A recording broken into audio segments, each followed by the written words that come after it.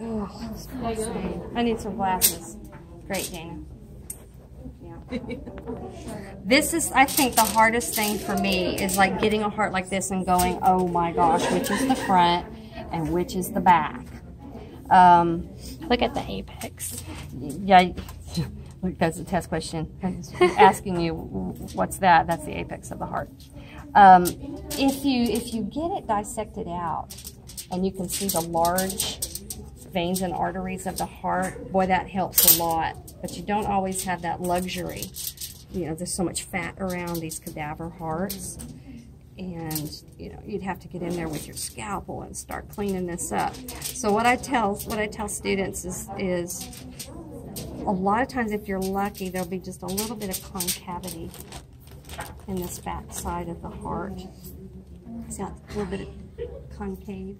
This is a little bit flatter compared to the front side. That helps. If you can locate this little flap, it'll be turned towards you right here. And so this is the auricle, an ear flap.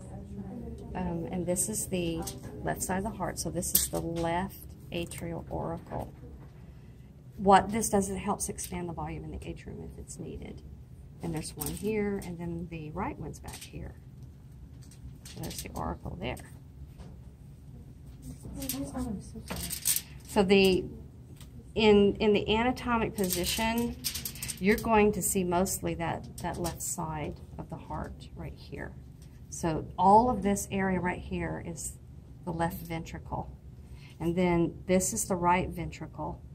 So there is a septum that runs between them, a little sulcus, and that's where these major arteries of the heart, these are the bad ones if you get a heart attack in these, right here. I don't ask you on cadavers to name these arteries or veins. We'll stick to the models and the figures in the book. So you can see kind of the questions that I've asked. You know, I asked, what is that? That was the apex. So then we take a frontal coronal section. So you can see that this is the anterior half of the heart that I pulled off and laid down. And then we look at the two ventricle chambers. You see that left ventricle, look how thick the wall is compared to the right ventricle. If you cut it this way, this is the left ventricle compared to the right ventricle. So it's just really odd looking. It's really thick, round walls. Remember, the left ventricle has to work harder because it's pumping against the systemic pressure. And so that's why it's got a bigger muscle. But that's what it looks like in this view. So you can see I've asked the auricle here. I probably asked them what chamber is that, because that would be the left ventricular chamber. I cut right through the atrioventricular valves right there. That's all that's left of them. So I'm notorious for putting this view down and asking you to name this chamber, right or left. And so it's on my, this one's on my left, this one's on my right. So the way to tell the left ventricle is not whether it's on the right or the left, but whether it's thicker. Because I'll trick you up and put it the other way. So the atria is right here, so this would be the left atria. And the blood passes from an atrium into the ventricular chamber. It's got to go through the AV valves. So this is the mitral valve. And it's anchored by chordae tendineae. So you can see the things there asking you what it is. And the chordae tendineae are attached to these cone-shaped muscles. That was just so perfect that when I cut that, it went right through one of those papillary muscles where the chordae tendineae are attached. If you look at the walls, look at these structures here. Bundles of muscles. They're both in the atrial walls and they're in the ventricular walls. So if you open up one of these, I have another heart that I can put, let's see, you can see it in there. So they have two different names for these, and you have to remember which is which. So the way I remember it is the bundles and ridges of muscle that we see in the atria. That's the chamber that's up top. And then the ventricular chambers are down below. So my pec muscles are up top too, and my abdominals are down below. So these are pectinate muscles. That's how I remembered it.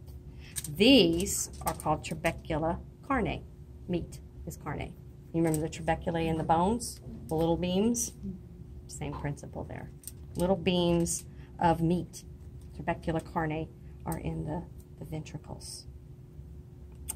The semilunar valves don't have chordae tendineae. So you can see one of the little flaps right here. I've stuck my finger in it so many times that I'm ruining it, but there it is. There's one. Stick my little flap right there. I don't ask you on these to tell me which is an aorta or a pulmonary trunk. We're going to do that on the figures and on the models. We won't make you do it on these. You can, for grins and giggles, you know, stick your finger in these things and see where you end up. Like if I stick my finger in this one right here, this big one that I can see, and see where I'm going to come out. Oh, that's really gross, but oh, so I'm not in there. Look at that. I'm over here. This isn't a fun game. Okay. So let's see where it comes out. Yeah, it's gross. So I am in, I'm in the right side of the heart. I'm in the atria of the heart. So this has got to be the pulmonary trunk that I've got my finger in. So that means that's the other one over here. What's this one? So you stick your finger in it. And sometimes you have to get a probe to do this. Like where that glass rod would work really well. Where's that glass rod? Oh, look where I am. That's the aorta. So I was sticking in the aorta there. So sometimes that, but I won't ask you that on the test, but sometimes it's fun. That's basically it. You know, like, look, that's the interventricular septum there. This was asking chordae tendineae. That was probably asking what chamber am I in, right or left. That was definitely papillary muscle right there. So sometimes it's over here, sometimes it's in that one. It just, yeah, I can put them anywhere. As long as you know where they are, you won't be surprised. Like I can put it in this one. How many questions are going to be on this? Heck if I know. It's not made up yet. Is it going to be IMP1 when I took it? We had to write every answer. Yep, same stuff. Okay. You get that blank sheet. And it's actually, there's a bunch of them by the door. But yeah, I make up the new test every time, so I have no idea how many questions are on there. Okay, that's it.